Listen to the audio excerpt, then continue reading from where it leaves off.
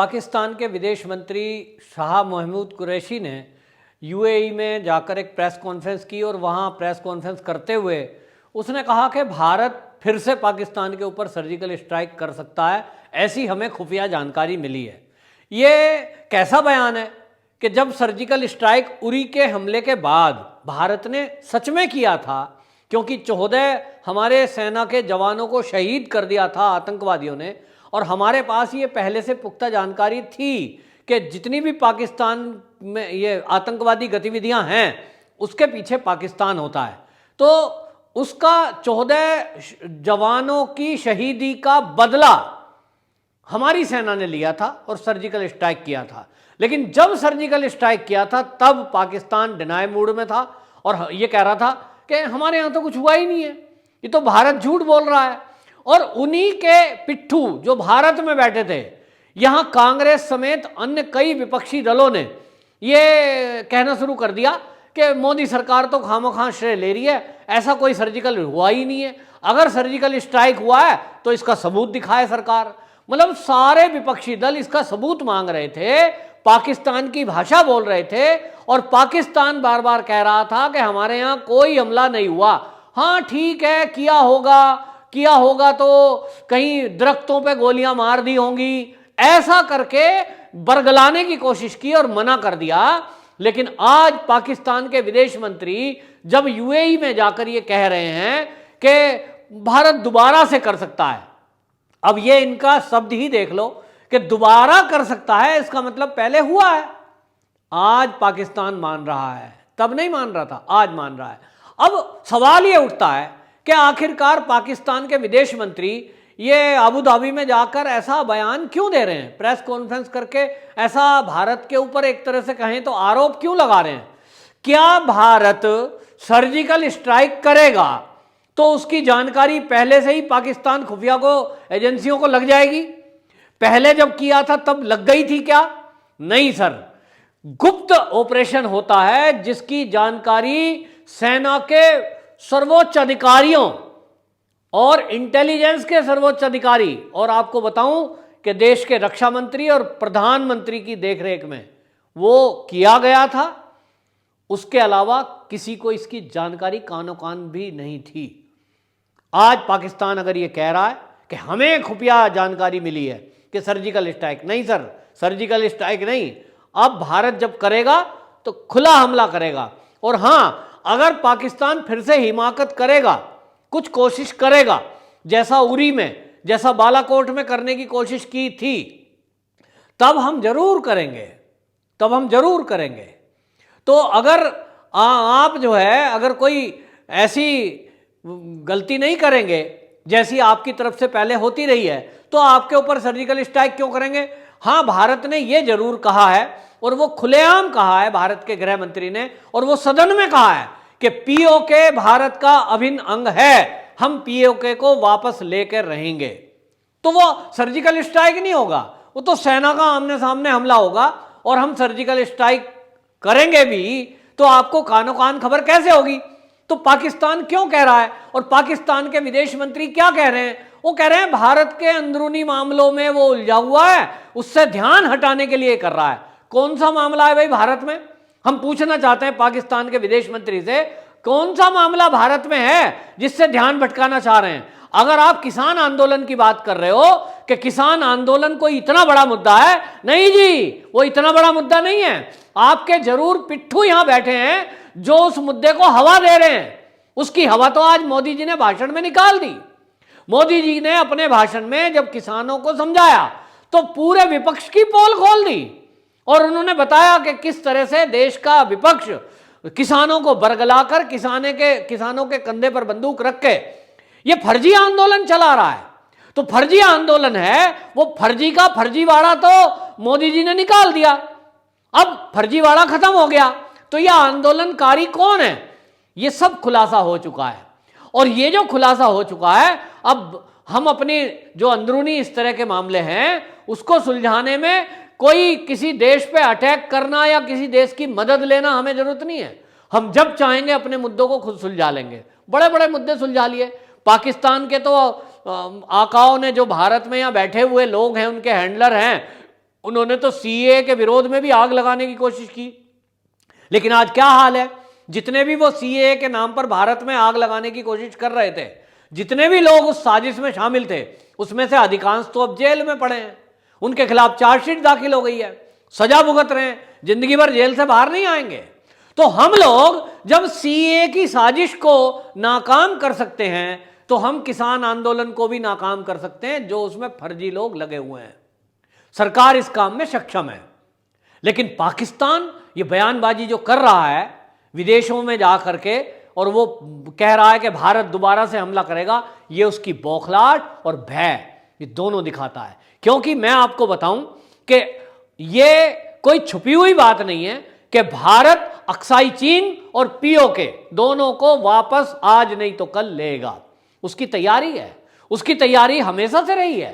और भारत की सेनाएं बॉर्डर एरिया में अब इतना मजबूती से काम कर रही है। तो पिछले ही दिनों भारत की सरकार ने सेना को एक्स्ट्रा बजट दिया 4500 करोड़ रुपए का, और वो इसलिए दिया गया कि अभी तक हमारी सेना के पास बॉर्डर एरिया लाइन में 10 दिन का किसी भी देश से अगर लड़ाई हो जाए, आमना सामना हो जाए, तो 10 दिन का जखीरा, गोला बारूद, मिसाइलें, ये हमारे पास रहता था। लेकिन अब सेना ने जो अतिरिक्त सेना को बजट दिया गया वो इसलिए दिया गया कि अब 10 के बजाय 15 दिन तक हम युद्ध क्षेत्र में उतर सकें, बॉर्डर एरिया में हमें पीछे से रसद ना भी पहुंचे तो भी हम सक्षम हो। तो 15 दिन का रसद उसमें दिया गया। और उसका रीजन ये है कि आप जैसा जानते हैं कि अक्साई चीन और पीओके भी जो एरिया है, हमारी सेनाओं को उस एरिया में पहुंचने के लिए, चढ़ाई करने के लिए, मुकाबला करने के लिए बर्फ की चोटियों को पार करना पड़ेगा। और अब सर्दियों में जैसा कि बर्फ पड़ जाती है, तो वो जो बर्फ पड़ जाती है उसके बाद रास्ते बंद हो जाते हैं, और इसलिए हवाई मार्ग के अलावा दूसरा कोई मार्ग खुला नहीं रहता है। इसलिए ये जो तैयारी है भारतीय सेना की कि अब हम 15 दिन का रसद लेके चल रहे हैं, जिस दिन भी चाहे चीन हो या पाकिस्तान हो, किसी ने कोई हिमाकत करने की कोशिश बॉर्डर एरिया में की, तो हमारी सेना 15 दिन तक बिना रुके उसका मुकाबला कर सके, इतना जखीरा बॉर्डर एरिया में हमने इकट्ठा करके रखा है। और इसी से पाकिस्तान की हवा खराब है। अब पाकिस्तान को लग रहा है कि अब तो सर्दियों में हम जिस हिमालय की चोटियां और बर्फ के पहाड़ों से छुपकर पीछे रह जाते थे कि भाई अब तो कम से कम सुरक्षित हैं, तो ये तो सर्दियों में भी अब हमारी खैर नहीं है। भारत की सेना ने अब सर्दियों में भी मुकाबला करने के लिए अपने वहां पर परमानेंट टेंट लगा दिए हैं, वहां पेट्रोल का स्टोर कर लिया है, गोला बारूद का स्टोरेज कर लिया है। तो इसलिए पाकिस्तान की बौखलाहट नहीं है, वो भय है, और भय है भारतीय सेना का। तो भय अच्छा है, ये भय होना चाहिए, क्योंकि भारत की सेना, आप जानते हैं कि कितना काबिलियत है, ये पाकिस्तान से बेटर और कौन जान सकता है कि उसके देश में, उसके घर में घुसकर आतंकी ठिकानों को ध्वस्त करके कसम खाई थी, तो वापस आ गए और खरोंच भी नहीं आई, कानो कान खबर भी नहीं लगी। और इसी बात से पाकिस्तान घबराया हुआ है कि भाई ये सर्जिकल स्ट्राइक करते हैं, ये तो पता भी नहीं चलता। तो आज कैसे पता लग गया भाई तुमको, पहले से ही ये है ये। लेकिन मैं बता रहा हूं, ये भारत की सेना की एक स्ट्रेटेजी है, ये योजना है, और योजना में वो दिखा कुछ रहा है, बता कुछ रहा है, करेगा कुछ और। ये हमारी योजनाओं में है। तो पाकिस्तान के विदेश मंत्री शाह कुरैशी जी, आप जो कह रहे हो सर्जिकल स्ट्राइक होगा, अब पता नहीं, आपको पता नहीं चलेगा, ना हमें पता लगेगा। सेना अपने आप में इस समय पूरी तरह से आजाद है। सरकार ने उसे पूरी छूट दे रखी है कि मौके पर जैसा आप देखें, जैसा जरूरत समझें, देश के दुश्मन से निपटने के लिए आपको जो करना पड़े आप कर दीजिए। तो खुली छुट्टी हुई है, पहली बार बजट दिया गया है, और एक्स्ट्रा बजट जो सेना को दिया गया है वो पहली बार हुआ है कि 4500 करोड़ रुपए का एक्स्ट्रा बजट उसको इस बात के लिए दिया गया है कि आपको जब जरूरत पड़े इस पैसे की, आपको किसी से सैंक्शन कराने की जरूरत नहीं है, आप इसको खर्च कर सकते हो। कहां करोगे, किस मद में करोगे, यह भी कोई पूछने वाला नहीं है। आप देश की रक्षा और सुरक्षा में लगे हुए हैं, आप आजाद हैं अपने फैसले लेने के लिए। ये पहली बार ऐसा हुआ है देश की आजादी के बाद कि किसी केंद्रीय सरकार ने सेना को इस तरह की आजादी दी है। सीडीएस का पद जब सृजन किया गया था, वो इसीलिए किया गया कि जो हमारे देश के सीडीएस हैं, विपिन रावत, वो अपने आप में फुल फ्लैश पावर लिए हुए हैं कि वो तीनों सेनाओं का संयुक्त ऑपरेशन जब चाहे कर सकते हैं। उनको किसी की परमिशन की जरूरत नहीं है।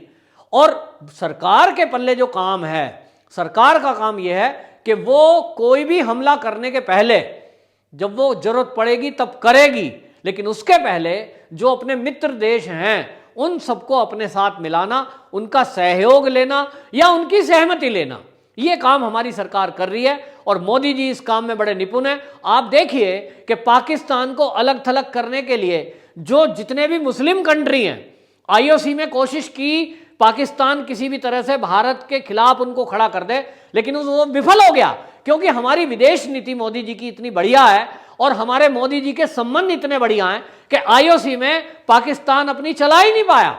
और अरब कंट्री भी आज पाकिस्तान के विरोध में खड़े हैं कि आप देखिए क्राउन प्रिंस ने जिन्होंने कर्जा दिया था उन्होंने कहा भैया मेरा कर्जा भी वापस दो, क्योंकि मैं नहीं समझता, मैं ये समझता हूं कि तुम्हारे देश में आतंकवादियों को पनाह दी जाती है। तो आईओसी में पाकिस्तान की नहीं चली, अमेरिका में पाकिस्तान की नहीं चली, एक ले दे के चीन बचा हुआ है।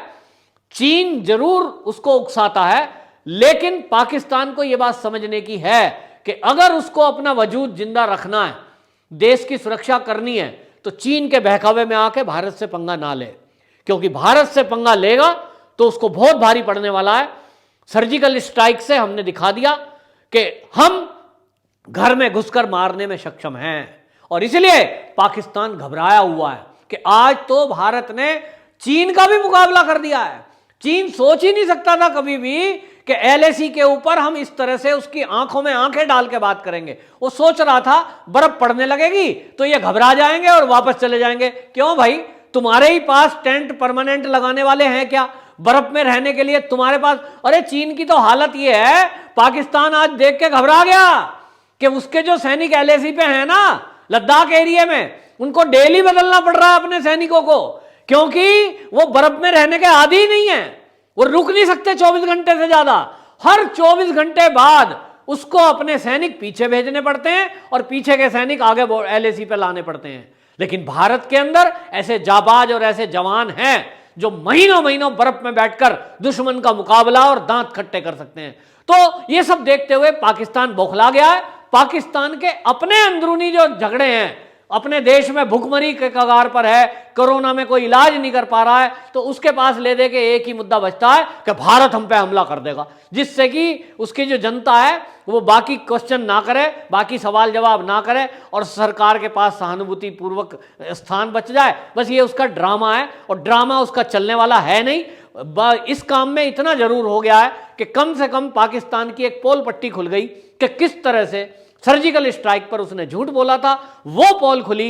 यहां बैठे हुए कांग्रेसी और अन्य विपक्षी दलों की भी पोल खुली कि आज पाकिस्तान ने माना कि सर्जिकल स्ट्राइक हुआ था।